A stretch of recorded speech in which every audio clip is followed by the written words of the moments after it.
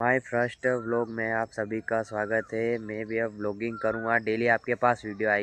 तो चलिए दोस्तों, सुबह सुबह मैं अपनी बाइक को धोने लग गया था क्योंकि मुझे मार्केट भी जाना था।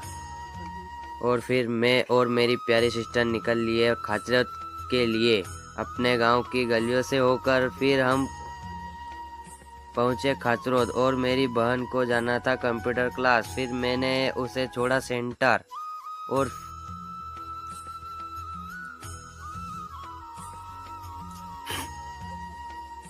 और फिर मैंने दोस्तों के साथ करी थोड़ी सी मस्ती। फिर मेरी बहन की क्लास ख़त्म होते ही हम दोनों पहुंचे गार्डन घूमने के लिए।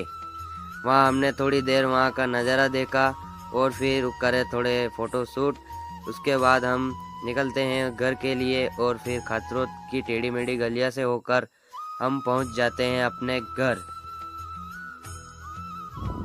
वीडियो पसंद आया हो तो लाइक एंड सब्सक्राइब।